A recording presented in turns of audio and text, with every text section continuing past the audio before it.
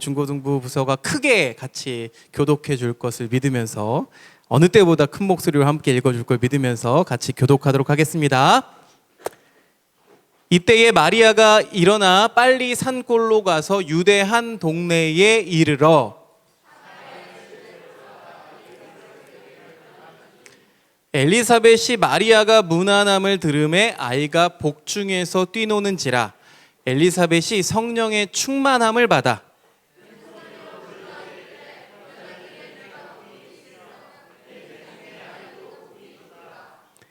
내 주의 어머니가 내게 나아오니 이 어찌 된 일인가.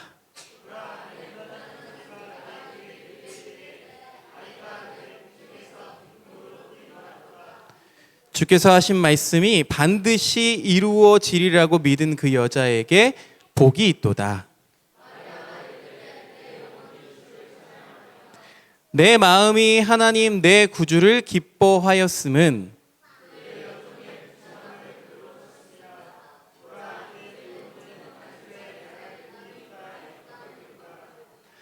능하신 이가 큰 일을 내게 행하셨으니 그 이름이 거룩하시며 그의 팔로 힘을 보이사 마음의 생각이 교만한 자들을 흩으셨고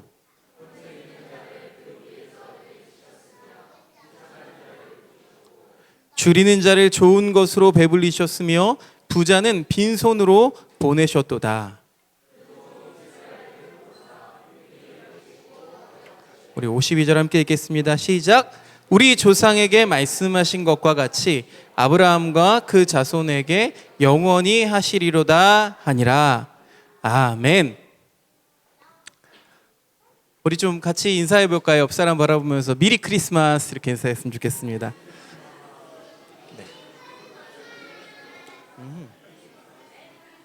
네.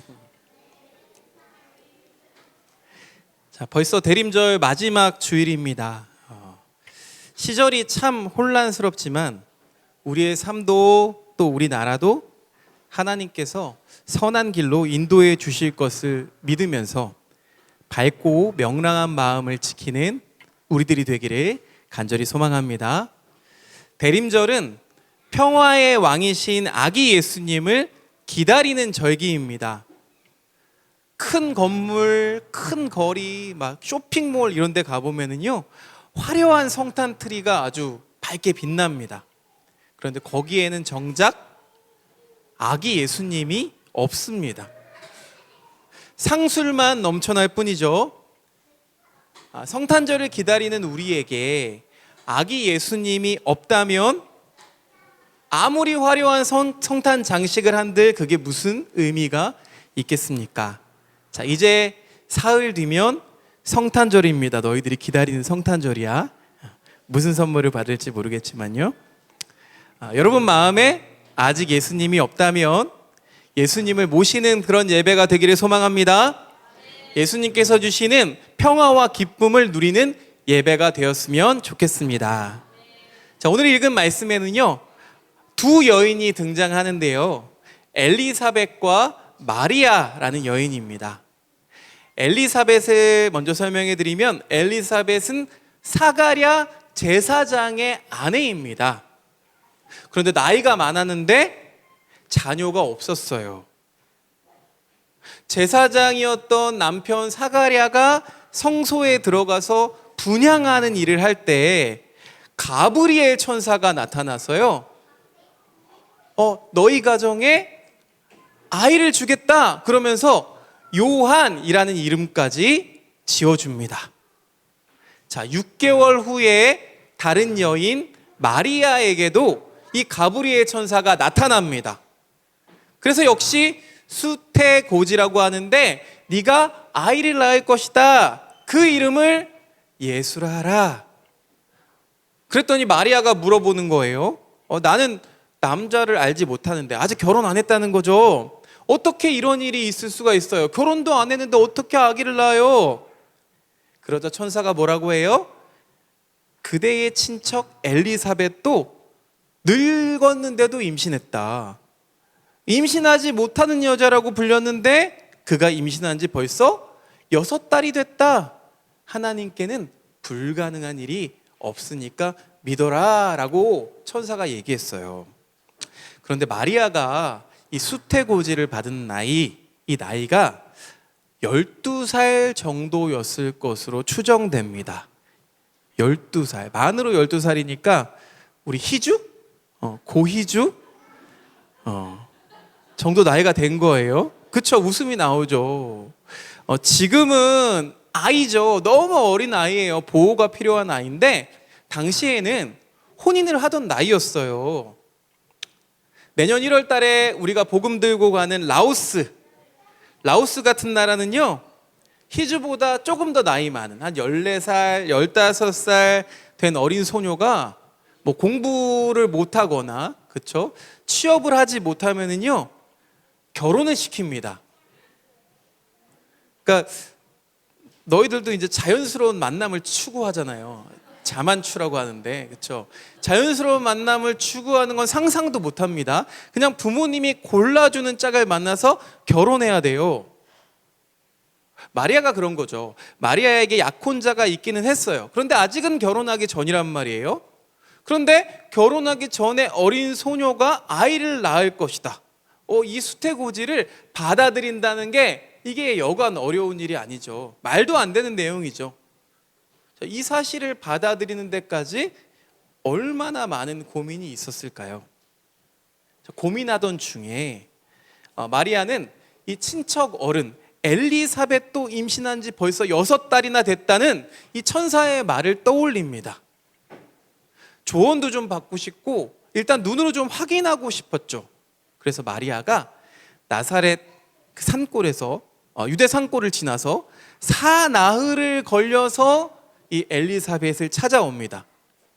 지금처럼 KTX 타고 가면 되고 막 고속도로 타고 가면 되고 이런 게 아니에요. 그때는 제대로 된 길도 없었고 이동 수단이 없었어요. 그래서 걸어갔을 것으로 추정하는데 지금 우리나라 상황에서는 약 120km의 거리니까 서울에서부터 춘천까지의 거리입니다. 거기를 걸어간 거예요. 한 3, 4일에 걸려서 걸어갔다는 거죠. 어린 소녀이기도 하고 또 이제 임산부가 됐잖아요. 임산부로서는 이게 쉽지 않은 여정이었어요. 하지만 그 여정의 끝에 기쁜 소식을 눈으로 확인하게 됩니다. 정말 가브리엘 천사의 말대로 불임이었던 엘리사벳이 이미 임신 6개월이 돼서 배가 이만큼 나온 걸 눈으로 확인했기 때문이죠. 여러분, 임신 6개월이면 이렇게 손대면 아기가 움직이는 게 느껴집니다. 아기가 발로 찬다고 하죠. 아기가 뱃속에서 뛰어노는 걸 직접 만져서 확인했어요. 그런데 마리아가 말을 꺼내기도 전에 성령 충만함을 받은 엘리사벳이 먼저 알아보고 큰 소리로 이렇게 말합니다. 누가복음 1장 42절 43절 말씀 우리 한 목소리로 함께 읽어보겠습니다. 누가복음 1장 42절에서 43절 말씀 자막 넘겨주세요. 누가복음 1장 42절 43절 말씀 시작. 그대는 여자들 가운데서 복을 받았고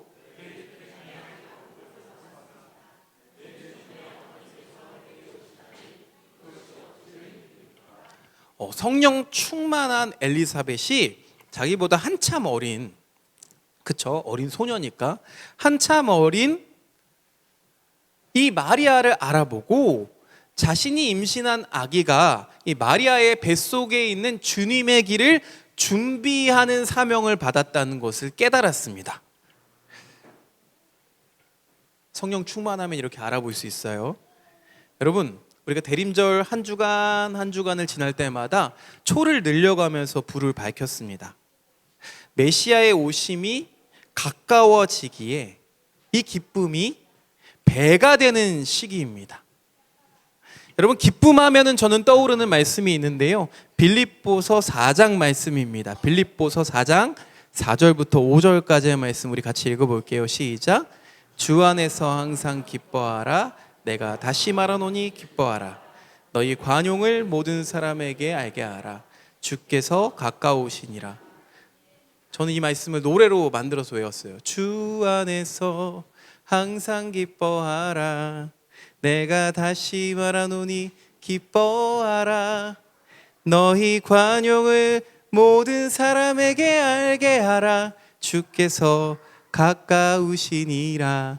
아무것도 염려하지 말고, 이렇게 외웠던 기억이 있습니다. 그러니까요, 오늘은 어떤 날이냐면 메시아의 오심에 대한 기대가 가장 충만해진 날이에요. 저는 오늘 대림절 4주차에 이 어린이들이 나와서 그 기쁜 소식을 전하는 게 굉장히 성경적이라는 생각을 했습니다. 기쁨이 배가 되고 또 배가 된 날이죠. 기다림과 오심 사이에 있는 주일이 오늘입니다. 여러분은 누구를 기다리고 계십니까? 이 시기에 누구를 기다리고 계세요? 산타 할아버지? 여러분, 누가 오시죠? 맞아요. 아기 예수님이 우리에게 오십니다. 그래서 예수님이 없는 성탄 장식이 의미 없는 것처럼 예수님이 없는 성탄은 의미가 없습니다. 메시아를 우리는 이 빌립보에서처럼 기쁨으로 표현합니다. 기쁨. 그래서 진정한 기쁨은 메시아로 오시는 예수 그리스도를 바라보는 것, 예수 그리스도를 기다리는 것으로부터 시작됩니다. 세상 일에 몰두한 나머지 빛으로 오시는 주님을 알아보지 못한다면 참된 기쁨을 얻을 수가 없게 되겠죠. 누구에게나 아기 예수님은 오시는데 누구나 아기 예수님을 보는 건 아닙니다. 요한복음 1장 5절에 이런 말씀이 있어요. 빛이 어둠에 비추되 어둠이 깨닫지 못하더라. 어둠은 깨닫지 못한대요. 여러분, 그러니 진정한 기쁨은 주님으로부터 옵니다. 사람들은요, 이 성탄의 시기에 다른 곳에서 기쁨을 찾으려고 합니다. 하지만 허망할 수밖에 없는 이유는 그것이 참된 기쁨의 근원이 아니기 때문이죠. 여러분, 진정한 기쁨은 예수 그리스도에게로부터 옵니다. 믿으십니까? 자, 오늘 우리가 함께 읽은 말씀의 후반부를요, 마리아 찬가, 마리아의 노래, 마리아의 고백 이렇게 부릅니다. 신학자 몰트만은요, 마리아 찬가를 이렇게 표현해요. 하나님의 저항할 수 없는 기쁨을 깨달은 기쁨을 표현한 노래. 어렵죠. 하나님의 저항할 수 없는 기쁨을 깨달은 기쁨을 표현한 노래라고 해석했습니다.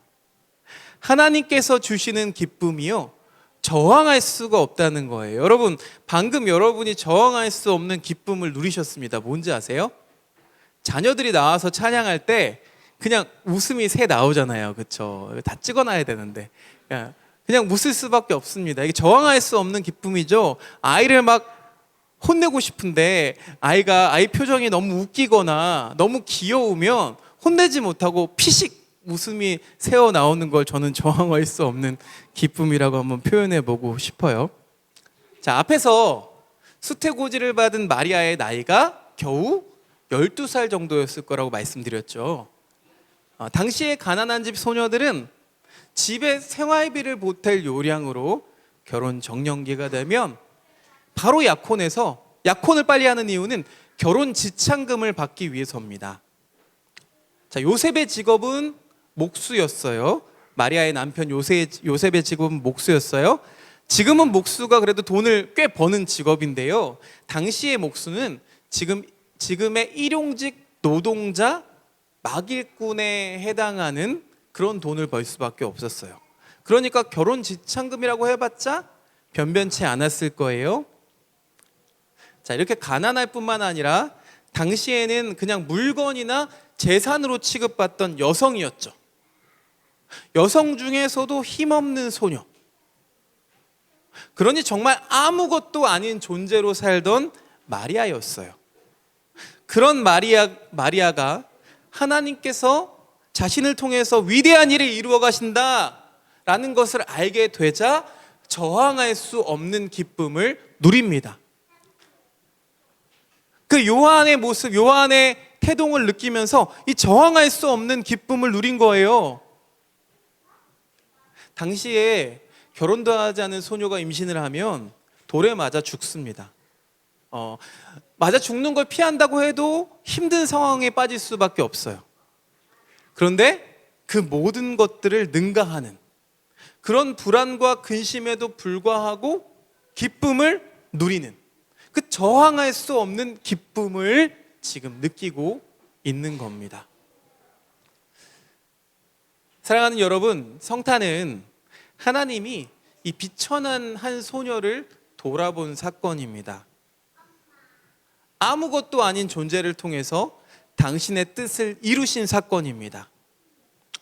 우리 같이 말씀 읽어볼까요? 고린도전서 1장 27절부터 29절 말씀 함께 읽어보겠습니다. 시작. 그런데 하나님께서는